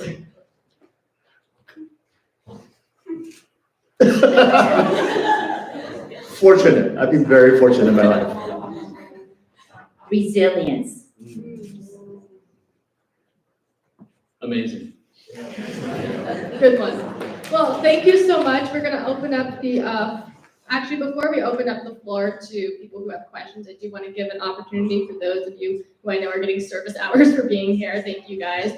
We're going to have some QR codes passed around. So if you guys could just fill out those forms, and then the meeting code will be, what should the meeting code be? Taylor Swift. That's the meeting code. Taylor Swift. And then if you guys have any questions that you would like to ask our panelists, feel free to line up at the mic over there, right here by us. Okay, we got one jumping up. So this question is for Mayor Wu and Councilman Chow. I'd like to know, as I'm sure you know, as we're delegates to the SUV COD, they recently completed a transit study, and I'd like to know what you're doing to promote Diamond Bar in that and reduce car dependency in our city. Wow. Wow, I was not prepared for this. You talk about the council of government, the transit study, the what study? The transit study. Are you familiar more specific with that? The last one I know was the 5760 freeway study. Is that the one you're referring to? The one where they're proposing a BRT route through Diamond Bar. You're talking about the bus. Yeah. Okay, I can answer this question indirectly. I have not seen the result of the study, but when I was walking on the street, we're fortunate, very fortunate, to live in the city of Diamond Bar. However, we are in a diverse community. So this gentleman was waiting on a bus. I remember waiting for the bus to go to school in LA. And I went to District of Choice before District of Choice. I live in downtown LA, and I went to a school, elementary school called Terena, which is closer to Silver Lake. So I wake up 6 in the morning and took the bus to get there by 8 o'clock every day. So circling back, the bus was very, very helpful as support transportation for me the way I grew up. So this gentleman talked to me and I said, "How are you doing? And what can I do for you? And how can I help?" And he said, "Whatever you do not take the bus away." So we have to be inclusive and think and look at all different situations. And sometimes they may not make the most economic sense from different lenses, but we need to look at, we're here to serve everyone. Thank you. Thank you for that lovely question. Does anyone else have any questions, or should we call that a wrap and take some pictures and stuff? Yeah, of course. So I want to say one thing, and it's a compliment. So I go to a lot of schools, not only for my day job, but as the chair of the Senate Community Education. And I spent a good deal of time in this school, in Diamond Bar High School, and I'm always so impressed by the caliber of your leadership, by the curiosity of your students, and just the general energy here, and just the wonderful supportive attitude of your teachers. So give yourselves a round of applause. Thank you so much, Senator Newman. And thank you again, Senator Newman, Mayor Wu, Dr. Whitmer, Councilmember Chow, Dr. Ko, and Mr. Hong for being here today. And thank you all for being here today. Give yourselves a round of applause because you just sat through that. All right, well, Nina, do you have anything else to say? Oh, yeah. You have a question? Okay. Hi, Anushka. I wanted to ask, as leaders and entrepreneurs, how do you deal with negative feedback? So, consider its source, consider its value, and continue moving on toward the things that you think are important, about which you are passionate, and that you really believe in. I think that will take you a very long way. I would go back to say, when we're dealing with negative feedback and criticism, I think of this term, if something's too easy, it may not be worth doing. And something is hard, it's worth doing. And in negative feedback, we will get it, but it goes back to the passion and you feel like if it's something that you truly believe in and it's worth your time and believe the impact that you'll make, that's something that we can overcome and use that resilience. I would say seek the conversation with the negative feedback, not only to build a relationship as I talked about before, but so that you could better identify the most valid points of it and incorporate it into improving yourself.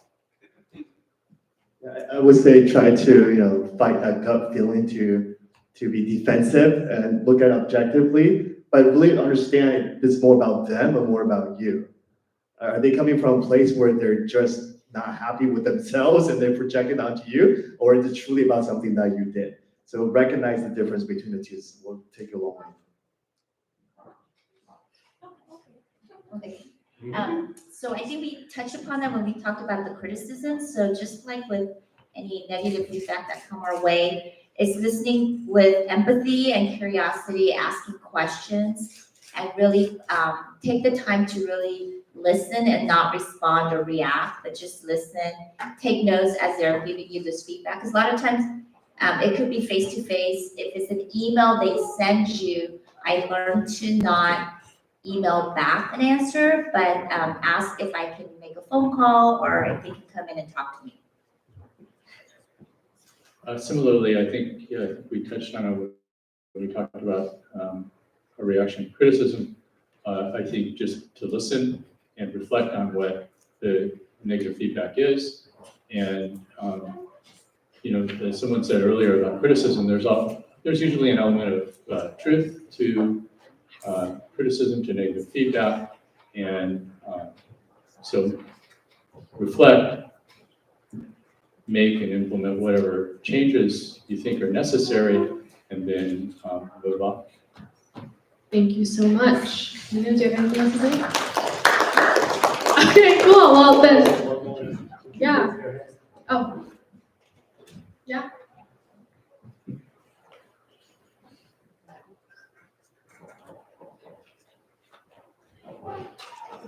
I was wondering how in public school systems and in the community in general, how you guys are implementing mental and public health systems, because I know that's a very important part of Denver is mental health and physical health, and I'm a humongous advocate for psychology and mental health in general. So I was wondering how you guys plan or are already implementing that in society.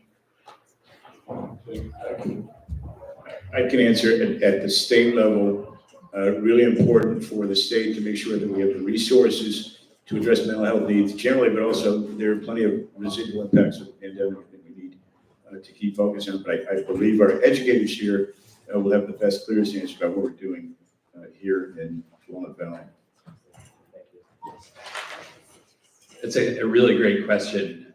We have, as you're probably aware, supports at each of the schools across the district that include our staff, our teachers, administrators, but also counselors, our psychologists. I know here at Diamond Bar High School, we have a wellness center, and there are peers involved there, and they can help somebody seek deeper support as well as needed.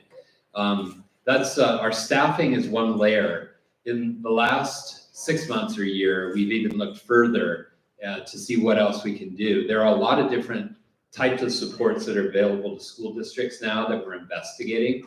Some of those actually incorporate assessments that we can bring to help students sort of self-identify how they're doing and then be able to target supports to them.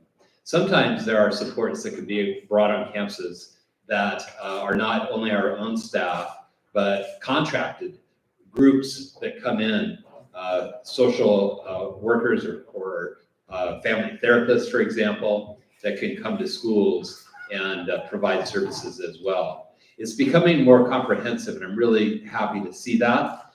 I will say that funding structures are sometimes challenging. Like some funding that we receive is targeted for fairly specific areas, or if it's not, there are a lot of costs to running a school district. And so we still have to pay the staff, turn the lights on, and do a lot of things with not a lot of margin to work with. So I talked with somebody with a company recently they're starting an approach to support schools, and he was hoping to be able to lobby in Sacramento and other places to develop new funding streams specifically for mental health support. And our schools would be very supportive of that. Anything else?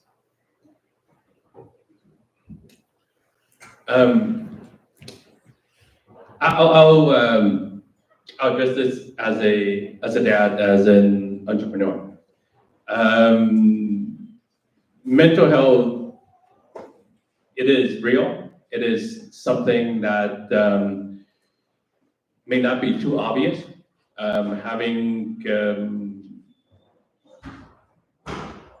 Being in school, being a dad to high school kid and a middle school student, the effect of the pandemic is quite lasting for levels of students of all levels.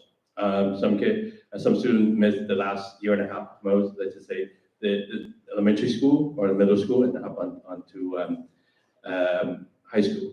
So as an entrepreneur, we look at things that, what can we do as entrepreneurs and create a product that may preempt some of this? When we look at physical education, active connection and collaboration, we have created a product that it's a wearable gaming device with different types of software to have students and youth in particular, that interact with each other. So they're playing games and tagging each other, looking each other's eye and having smiles, and that creates part of a face-to-face connection. We talked about earlier social media on the digital, some of that could be pretty toxic.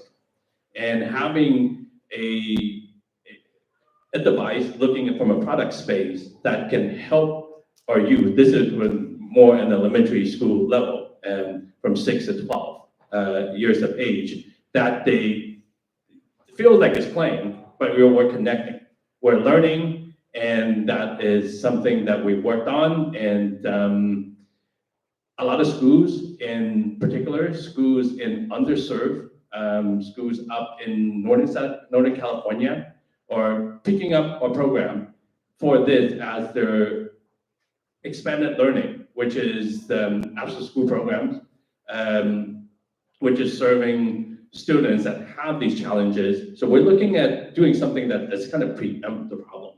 Not so much, we're not doctors and we're not clinical doctors that we can, what's the word? Doctors can heal something.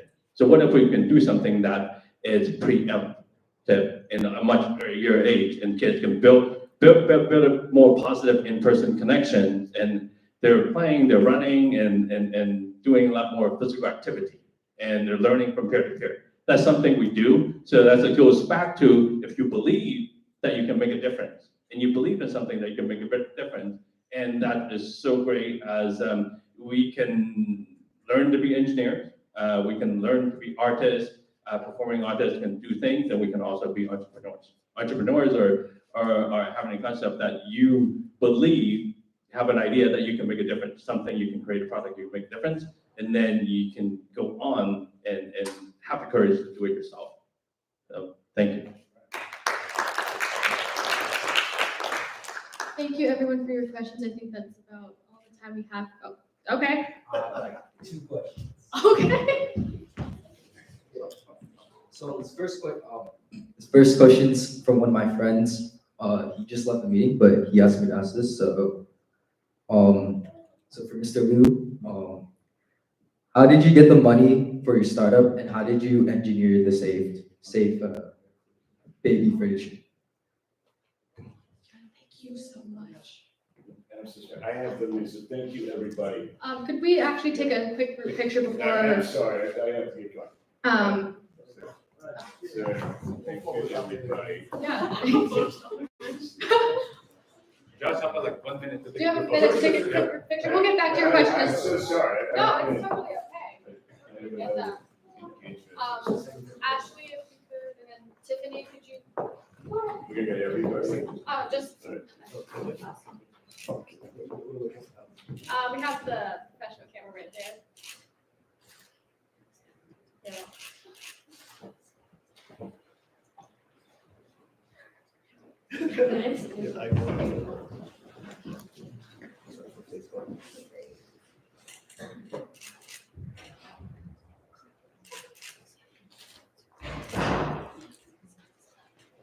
Right, sounds good. Thank you so Wait, much. one by me. Selfie. No, it's you guys. All right, everybody, great chance. All right, go down, where you go. All right, there you go. Did you hear? I will do, let's do this one, be real. Oh, Okay, we're gonna get everybody on this side and then over there, okay? Okay. Yeah, there you go. We're gonna get, make it look like we're taking a selfie. Okay. So we're gonna see you here and then we get everyone here, okay? 3, 2, 1, and all right, everybody smile. There you go, that's awesome. Okay. Okay, I have go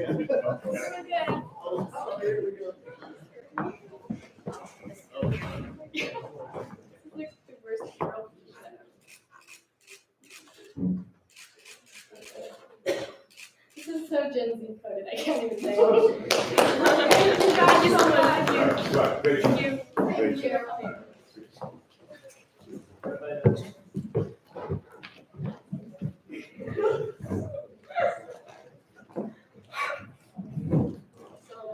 Let's get back to your question, so sorry for the interruption.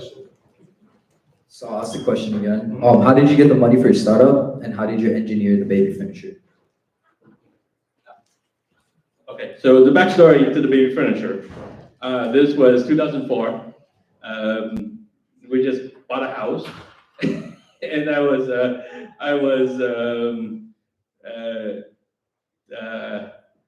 I don't know, looking at how to describe it, that was foolish enough or crazy enough to leave that job and went to the business. So we started a business with $5,000. I have 2 other partners, so that ended up between, that's 15,000.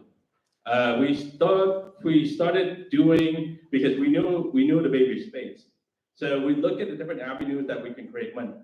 One, we can create our own product, which takes a little bit longer, takes a lot more capital, but we have the knowledge of doing baby furniture, so we did some designs for other firms, companies, and that kind of creates some cash flow for us.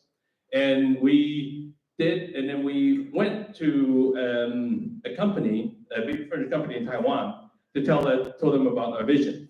So, and we had their buy-in that they said, okay, we'll give you 1 container of furniture, you sell it, then we'll give you more. So on that belief, that container was worth about $40,000. So that was our first lifeline.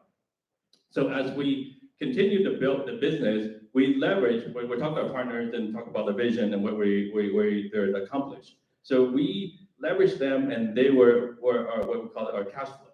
So they give us inventory, and we sell it, and we pay it back to them. And with that, we built the business to be a $12 million business annually. In terms of how do we engineer the product, so we look at what's out there in the space. So look at what is popular, and then all add in of what we want. We knew what we want. We want a baby furniture that is to be more secure. Somebody that sleeps in there feels really secure. Absolutely, that will not break. Such as at that time we had the drop side cribs. And so with that, we kind of created our own niche. So people associated our brand with this very, at that time, we called it beefy baby furniture. It didn't exist before because everything was really, really small. and now Baby Fringe has progressed into different themes. So when we focus on the product, the operation of the product itself, not specifically the same product, we can transition and we can kind of adapt to the different in market space. Does that answer the question? Yes, thank you. Okay. And I have one more question, but this is for everyone. You guys have any book recommendations, just for like anything like business related or mindset related? Yeah. Okay.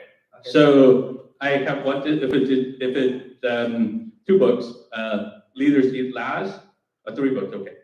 Leaders Eat Last, Start with Why, and the Compound Effect. True North is an excellent book on personal leadership and influencing others and finding your own purpose.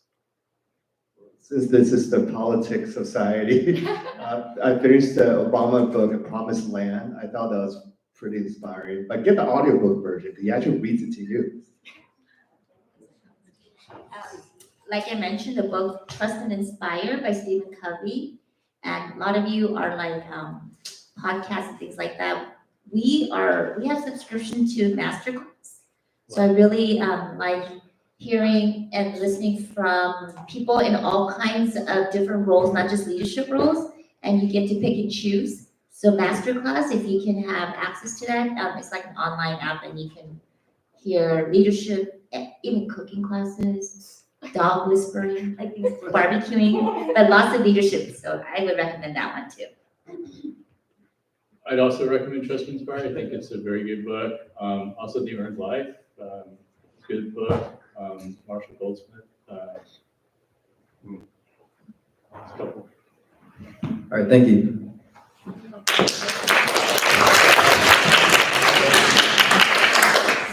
All right, well, I guess that is the end. Thank you guys once again.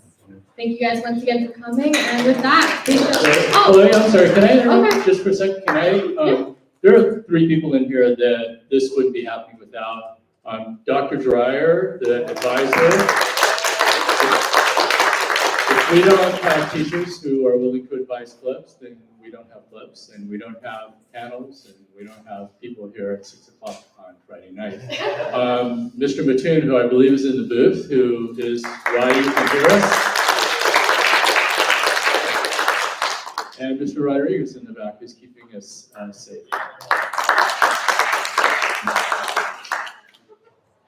Thank you. Oh, would you like to start passing the mic down for you for that? Okay. Yeah. Wait, there's more. But wait, We asked earlier. We asked about what is it that you can do to on your path to leadership to make a difference. And being here certainly is one of them and the first step. And we have the leaders of the organization, and that is taking up another notch. Starting your leadership role. We definitely, as a city, we want to recognize the contributions, impact you're making for the club and the students, and having the symposium such as this. So I will, on behalf of the city, that we have certificates and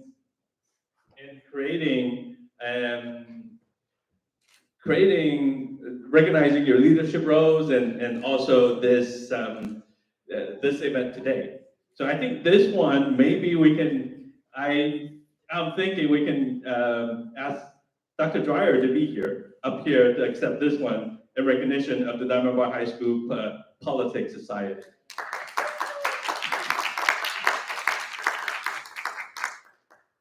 So we have the fortune to know Dr. Dreyer for a long time. When our student that is in junior now, when she was in third grade, that's Dr. Dreyer.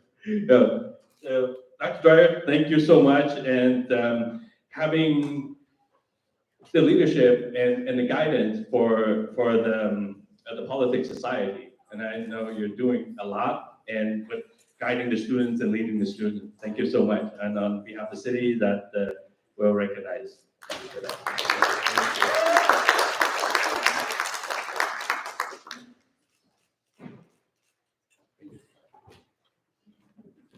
Okay, and I can have Councilmember Andrew Chopkin present this next one.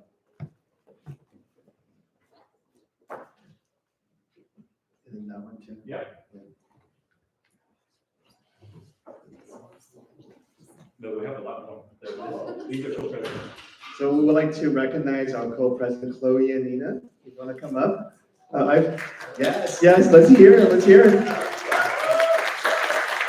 They first reached out to me on IG and asked if I can come speak last year, and I was like, what a great way to connect and meet with the students. So on behalf of City Council, on behalf of our mayor and the entire City Council, I'd like to present certificate of recognition to Chloe and Nina for your leadership and your hard work. Thank you.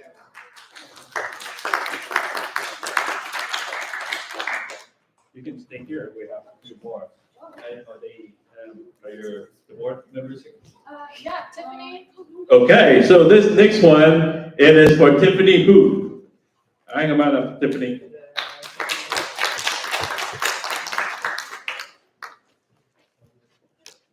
Thank you to Tiffany for faithfully managing everything for us today. And for getting the snacks that Yes. you guys enjoyed. And Ashley. Ashley here? Yeah. All right. Oh, Ashley. This is my neighbor, and literally my neighbor. Okay. All right. So, congratulations. Thank you so much, and making the world a better place. And the high school, at Diamond Bar High School, definitely.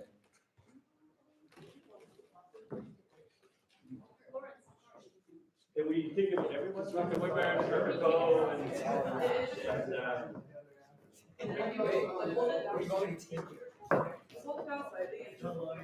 No, wait, I can't.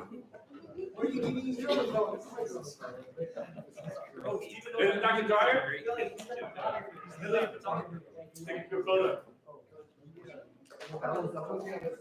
Yep. I have Dr. Dyer to join us as well.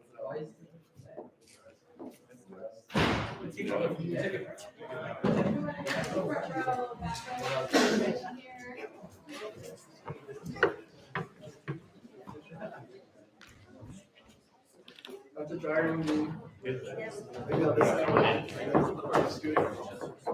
Okay. where would I like to? Good.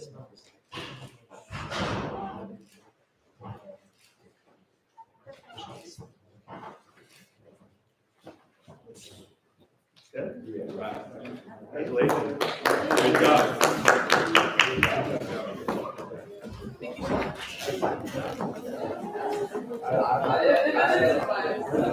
you.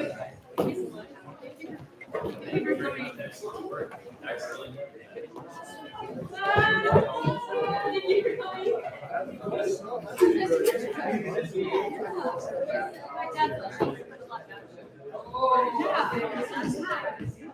Yeah, for guiding us.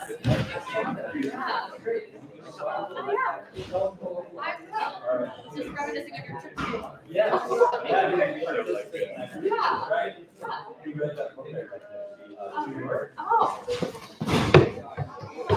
Probably at our house. I don't have the New York Educated one on the Yeah, that one. So I signed and everything, so it's a good talking. Yeah. And that's my shirt. Thank you guys so much. Amazing. Good job organizing. Let's see, we head out this way? Yeah. So I have a really good friend, his daughter's graduating. Yeah. Thank you, everybody. There's a way for them to be That's a tricky one. Yes, I know. Can you send me their name? And then, yes. Cece's right here. We just onboarded. Yeah, okay. Cecilia, Okay. yeah, we can give me. Okay. Thank you so much, and I will pass it on to them. Okay.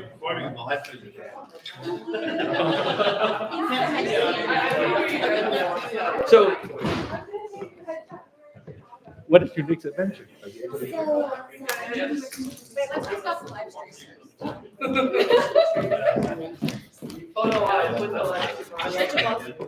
Hi. Thank you to the one person still watching this. You guys are real. Bye.